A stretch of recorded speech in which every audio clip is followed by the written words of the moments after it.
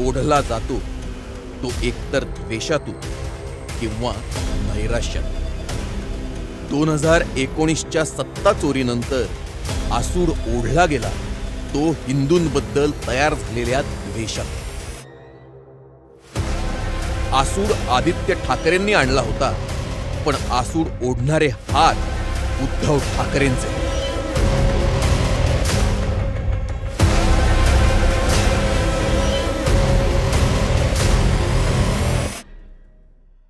जमलेल्या माझ्या तमाम हिंदू बांधवांनो, भगिनींनो आणि मातांनो, शिवसेनेची ओळख म्हणजे हिंदुत्व। सर्व निवडणुका शिवसेनेनं हिंदुत्वाच्या मुद्द्यावर लढवल्या, पण शिवसेनेत युवराज आदित्य ठाकरेंच्या राजकारणातील सक्रिय एंट्री सोबत बॉलिवूडची मानसिकता आणि तथाकथित लिबरलिझम सुद्धा आलं होतं। कारण 2014 नंतर देशातलं चित्र बदलू लागलं आणि हिंदूंसाठी ठोस निर्णय घेणाऱ्या भाजपकडे महाराष्ट्रातला हिंदू मतदार वळू लागला। भाजप सोबत गेल्यानं शिवसेनेचं अस्तित्वच संपून जाईल असं उद्धव ठाकरेंना आणि आदित्य ठाकरेंना वाटू लागलं। पक्षाची समान विचारधारा असल्यानं भाजपचा मतदार फोडणं शिवसेनेला शक्यच नव्हतं। मग त्यांनी महाराष्ट्रातला भाजपला मत न देणारा मतदार आकर्षित करायचं ठरवलं। असा मतदार शोधणं त्यांना जरा कठीण गेलं असावं, कारण भारतीय जनता पक्षानं केलेल्या विकास कामांमुळे, मोदीजींच्या राष्ट्रीय नेतृत्वामुळे, देवेंद्रजींच्या राज्यस्तरीय नेतृत्वामुळे बहुसंख्य मतदार हा भाजपकडे आधीच आकर्षित झालेला होता। उद्धव ठाकरेंकडे सॉफ्ट टार्गेट उरला तो म्हणजे मुस्लिम समाज। त्यांनी आपल्या पक्षाची, आपल्या वडिलांची विचारधारा सोडत मुसलमानांचं तुष्टीकरण करायला सुरुवात की। 21 अक्टूबर को होने वाले महाराष्ट्र विधानसभा चुनाव से पहले शिवसेना ने मुस्लिम कार्ड खेला है। शिवसेना अध्यक्ष उद्धव ठाकरे ने दशहरा रैली में कहा कि उनकी पार्टी मुस्लिम आरक्षण का समर्थन करती है। अगदी या देशावरती प्रेम करणारे मुसलमान जरी आमच्या सोबत आले तरी आम्ही त्यांचे सुद्धा न्याय हक्क मिळवून देऊ। शिवसेनेने घेतलेला हा युटर्न पाहून महाराष्ट्रातल्या लोकांना आश्चर्य वाटू लागलं, पण ठाकरेंची नीती साफ होती। पक्षांतर्गत कलहाची त्यांना भीती वाटत नव्हती, कारण बाळासाहेबांसाठी जीव द्यायलाही तयार असलेला शिवसैनिक म्हणजे आपल्या परिवाराची चाकरी करणारा निष्ठावंत आहे असं त्यांना वाटत असावं। मात्र शिवसैनिक हा बाळासाहेबांच्या परिवाराशी नाही, तर विचारांशी आणि तत्वांशी एकनिष्ठ होतो।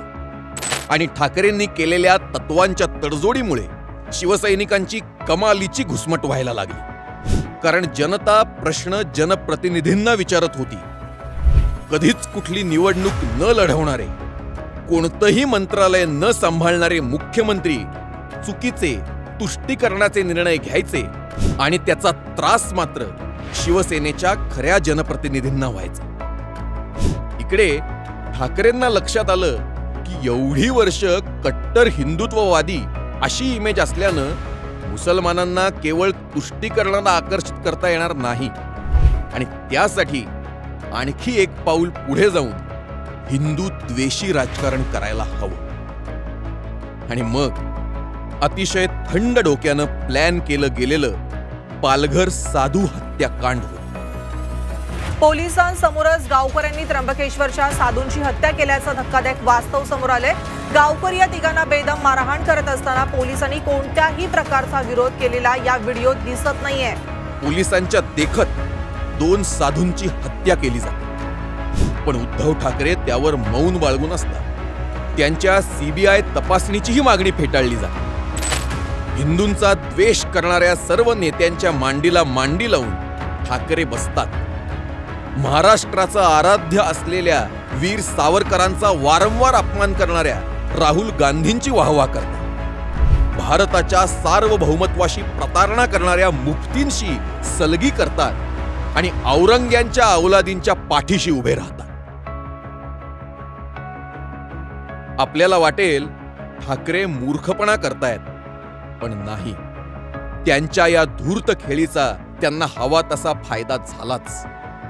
पंतप्रधान मोदींनी ज्यावेळी कॉमन सिव्हिल कोडचा मुद्दा उचलला त्यावेळी मुस्लिम पर्सनल लॉ बोर्डचे लोक हे सगळ्यात पहिले असदुद्दीन ओवेसींकडे गेले नाहीत, राहुल गांधींकडे गेले नाहीत, अखिलेश यादवांकडे गेले नाहीत, ममता बॅनर्जींकडे गेले नाहीत, तर ते उद्धव ठाकरेंकडे पहिले गेले. कारण एक नवीन सुडो सेक्युलर आउटफिट त्यांना उद्धव ठाकरेंमध्ये दिसतो.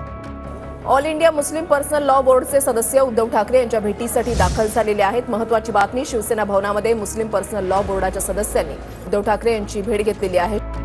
आगामी निवडणुकांमध्ये ठाकरे सेक्युलरांच्या पिल्लावळीत सामील होऊन निवडणूक लढवतील यावर शिक्कामोर्तब झालंच होतं. पण या हिंदू द्वेषी आसुराचा फटका ठाकरेंनाही भविष्यात मोठी किंमत देऊन चुकवावा लागेल हे त्यांना कुठं माहिती होतं.